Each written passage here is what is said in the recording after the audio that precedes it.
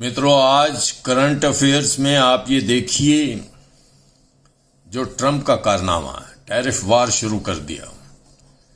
और राष्ट्रपति बनने से पहले ये कहते थे कि मैं चाइना से आने वाले हर प्रोडक्ट के ऊपर बड़ा भारी टैरिफ लगाऊंगा ताकि चाइना का व्यापार हमारे साथ घटे, चाइना से हमें कम चीजें खरीदनी पड़े। परंतु चाइना के साथ साथ जैसे वो राष्ट्रपति बने, चाइना के साथ साथ उन्होंने पूरी दुनिया को अपने लपेटे में ले लिया। बने हैं, ये दबंगई है, एक अमीर आदमी की दबंगई है, एक अमीर देश की दबंगई है कि चने थे चौबे जी से छबे जी बनने, परंतु अब दुबे जी रह जाएंगे। कारण बड़ा स्पष्ट है मित्रों, मैं आपको अभी बताता हूं। सारी दुनिया इसके खिलाफ खड़ी हो गई है ट्रंप के, और उन्होंने कहा we are ready to fight. आपने हमारे ऊपर टैरिफ लगाया। टैरिफ क्या लगाया कि डोनाल्ड ट्रंप ये कह रहा है कि 10% बेसलाइन टैरिफ तो सारे इंपोर्ट्स पर, चाहे आप सुई भी मंगवा रहे हैं बाहर से, और जो बाकी कंट्री के ट्रेडिंग पार्टनर्स हैं उनके कुछ सामानों के ऊपर मैं 25% और उससे भी ज्यादा लगा सकता हूं। अब सबसे पहले वो चीन को लपेटने के चक्कर में सबसे पहले उन्होंने अपने पड़ोसी और खास दोस्त कनाडा को लपेटे में ले लिया, क्योंकि यूएस और कनाडा के बीच में 1988 से फ्री ट्रेड एग्रीमेंट है, बाइलेटरल ट्रेड रिलेशनशिप है, और यूनाइटेड स्टेट्स और कनाडा जो हैं वो उनका जो एक्सपोर्ट है एक दूसरे के लिए सबसे लार्जेस्ट है। कनाडा यूएस ट्रेड जो है, कनाडा की 1/3 इकोनॉमी है और यूएसए की भी 3% टोटल इनकम। आप ये देखिए तकरीबन 800 बिलियन डॉलर का ये डाटा बता रहा कनाडा यूएस का ट्रेड है। और जब ट्रंप साहब उसके लिए क्यों लगाया आपने 25% का एडिशनल टैरिफ कैनेडियन एक्सपोर्ट्स के ऊपर? क्योंकि वो कहते हैं कि हमारा जो एक्सपोर्ट है वो तकरीबन 55 बिलियन डॉलर कम है। सो ये डेफिसिट जो है ये अमेरिकन डिमांड है और अमेरिकन हितों को चोट मारती, इसलिए मैंने इतना पैसा लगा दिया इनके ऊपर, इतना टैक्स लगा दिया। अब आप ये देखिए इंपोर्ट जो कर रहे थे, ज्यादातर एल्युमिनियम कर रहा था, आयरन कर रहा था, यानी स्टील और एल्युमिनियम के प्रोडक्ट्स तो कनाडा यूएसए को इंपोर्ट भेज ही रहा है, एक्सपोर्ट कर ही रहा है।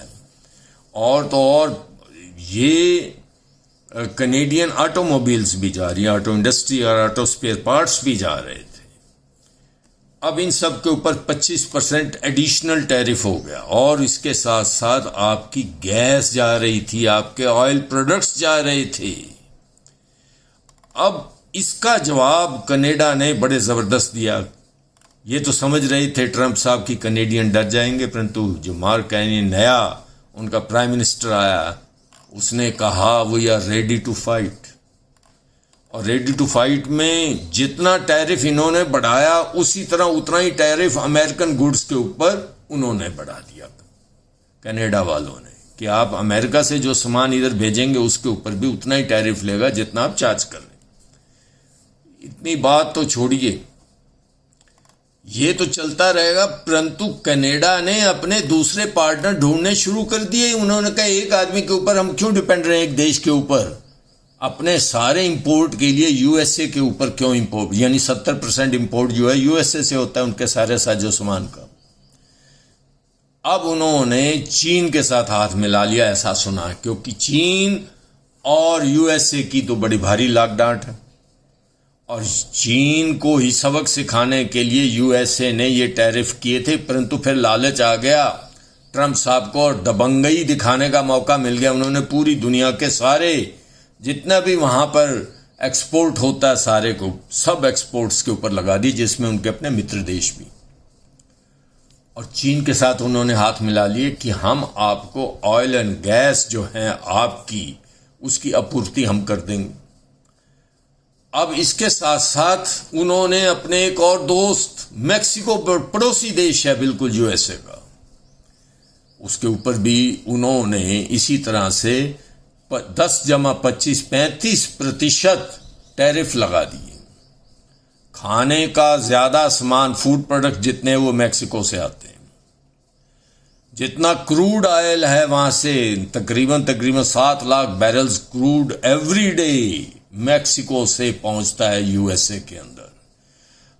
जितने फ्रेश फ्रूट्स हैं, वेजिटेबल्स हैं, ये मैक्सिको से आते हैं यूएसए में। टॉप मार्केट है एग्रीकल्चर एक्सपोर्ट की। और स्टील भी वहां से आता है, यानी कनाडा के पास मैक्सिको का नंबर है जहां से स्टील आता है यूएसए को। ट्रंप साहब ने लगा दिए। अब मैक्सिको वाले इतने बहादुर नहीं निकले जितने कैनेडियंस थे। उन्होंने क्या किया, मैक्सिको की प्राइम मिनिस्टर ने कहा कि हम सोचेंगे कि जो हमारा हमें खरीदना पड़ता है यूएसए से, हम उसके ऊपर उतना टैरिफ लगाएं, और वो लगा भी देंगे थोड़े दिनों में। सबसे बड़ी बात यह कि 20 से बड़ी कंपनियां उनके हेडक्वार्टर यूएसए में काम करती हैं, परंतु हेडक्वार्टर मैक्सिको में है। और मैक्सिकन गवर्नमेंट ने उनके पेच कसने शुरू कर दिए। ये बड़ी इंटरनेशनल मल्टीनेशनल कंपनियां हैं, और ये जो एक लॉबी है इनकी, व्यापार लॉबी, वो ट्रंप के दिमाग को ठीक करेगी। इस प्रकार से उन्होंने एक कार्रवाई शुरू कर दी। परंतु सबसे मजेदार तो हुआ यूएस चाइना ट्रेड वार। ये टेंशन तो बहुत दिनों से शुरू था, और यूएसए ने चाइना से आने वाले हर सामान पे 34% का टैरिफ लगा दिया।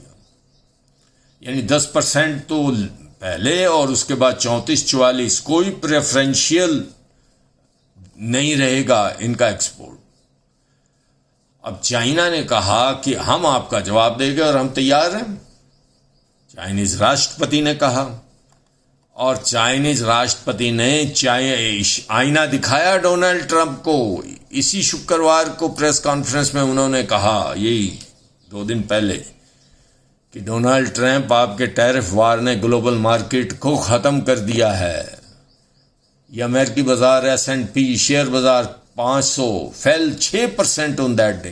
ड्यू जोन्स 5.5% गिरा है, नस्डैक 5.8% गिरा है। यही एक आपको वार्निंग देता कि देख लो, तुम अपने देश को खुद ही तबाह कर दोगे। चीन ने भी अपने रास्ते बनाने शुरू कर दिए। उन्होंने कहा ऑटोमोबाइल का सामान चीन से बहुत जाता था यूएसए में, कपड़ा जाता था, फूड प्रोडक्ट्स जाते थे, केमिकल जाते थे। इन सब चीज़ों को उन्होंने कहा हम और रास्ता देखेंगे, अपने और पार्टनर ढूंढेंगे।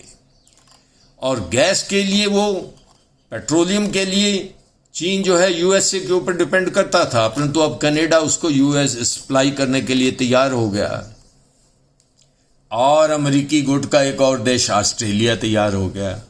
अब चीन को जब सस्ता तेल मिलता है कनाडा से, एनर्जी की दूसरे प्रोडक्ट्स मिलते हैं, एलएनजी गैस है, दूसरी गैसेस हैं, सारी एनर्जी प्रोडक्ट्स सस्ते मिलते हैं। और ख़ासतौर पे जब वो ऑस्ट्रेलिया से लेता है तो वो जो जितना भाड़ा पड़ता है, ले जाने का किराया है, वो भी कम है, क्योंकि दोनों का डिस्टेंस आपस में कम है। तो आप खुद ही सोच लीजिए कि चीन ना तो रशिया के ऊपर डिपेंड करेगा और ना यूएसए के ऊपर डिपेंड करेगा अपने एनर्जी प्रोडक्ट्स के लिए। और उसने नए रास्ते ढूंढ लिए, और ये तो म्यूचुअल होता है। चीन यदि खरीदेगा तो वहां बेचेगा भी उस बाजार में।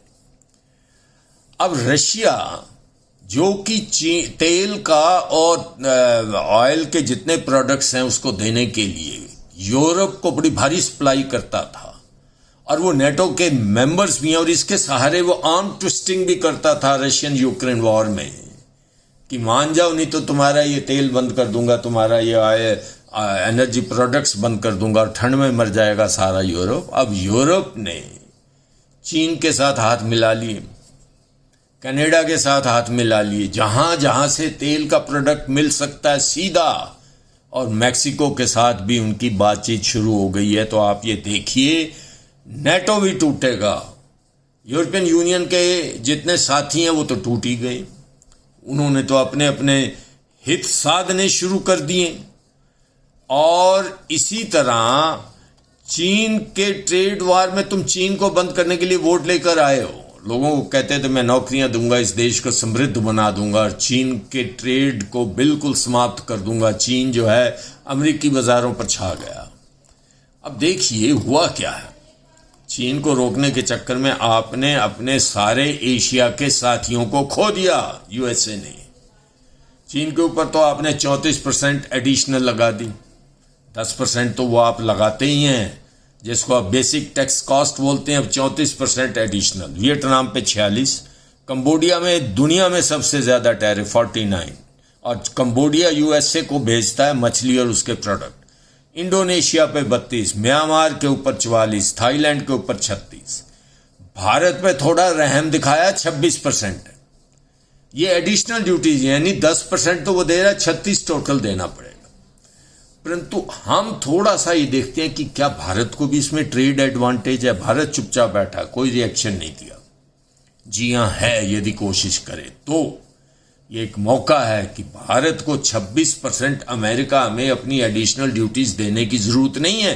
जो वो भी प्रोडक्ट वो वहां भेज रहा है, उस प्रोडक्ट को वहां भेजने ना भेजने के बारे में सोचे और दूसरे साथी ढूंढे। खास तौर पे Vietnam, Cambodia, Indonesia, Myanmar, Thailand, ये श्रीलंका, अफगानिस्तान और पाकिस्तान भी कोई दुश्मन नहीं होता ट्रेड के अंदर। इन सब के साथ नेगोशिएट करे। 6 से लेके 20% तक डिफरेंस एक्सपोर्ट ड्यूटी में, और भारत इस ट्रेड अपॉर्चुनिटीज को पकड़ सकता है। एशियन कंट्रीज में, साउथ ईस्ट एशिया में और साउथ एशिया में भारत छा सकता है, और ये फायदा होगा, हमारी संपदा बढ़ेगी। और उसके साथ साथ यदि करना चाहे तो यूएसए के साथ टैक्स रिलीफ पे बात करें। वैसे तो वो लंगूर है, वापस आएगा। ये टैक्स रिलीफ तो ऑटोमेटिकली भी आएंगे, परंतु जो आपने बीटीए किया अभी भारत और यूएसए का बाइलेटरल ट्रेड एग्रीमेंट, उसके अंतर्गत आप टैक्स रिलीफ की बात करें कि हम इतना नहीं दे सकते। चाइना ने भी इसी तरह अपॉर्चुनिटीज ग्रैब की थी, सस्ता सामान बेचकर। तुम भी भारतीयों अपना सस्ता सामान परंतु क्वालिटी वाला भेजो। साउथ एशिया और एशियन कंट्रीज की ASEAN, यानी ये Vietnam, Cambodia, Indonesia, Myanmar, Thailand, India, ये एशियन कंट्रीज हैं, इनके अंदर छा जाओ। यदि ऐसा कर दिया तो यूएसए को जो एक्सपोर्ट करता है भारत, वो एग्रीकल्चर मशीनरी करता है, फूड करता है, केमिकल करता है, ऑटोमोबाइल करता है, और इसी तरह वहां से हैवी मशीनरी और ऑटोमोबाइल खरीदता भी है। सो इस तरह से यूएसए के ऊपर डिपेंडेंस कम हो जाएगी। आज के दिन में सिर्फ इस टैरिफ वार में एक मार्जिनल रिलीफ मिली है टेक्सटाइल की, क्योंकि बांग्लादेश को रगड़ दिया है यूएसए ने, और वो बहुत भारी मात्रा में टेक्सटाइल का वहां पर एक्सपोर्ट कर रहा था। फार्मास्यूटिकल सेक्टर और टेक्सटाइल में थोड़ी सी रिलीफ। देखिए आगे क्या क्या होता है। ट्रेड वार चलेगा, नए कॉम्बिनेशन बनेंगे, नए गुट बनेंगे। सिर्फ व्यापार नहीं, दूसरे भी एग्रीमेंट होंगे, वार पैक्ट भी होंगे, और दुनिया का क्या नज़ारा होगा यह समय बताएगा। मित्रों, मैं आपसे ये निवेदन करता हूं, यदि आपको ये सूचनाएं अच्छी लगी हों और आपको मेरा वीडियो पसंद आया हो तो मेरे चैनल सच आज का को सब्सक्राइब अवश्य करें। बहुत बहुत धन्यवाद। नमस्कार।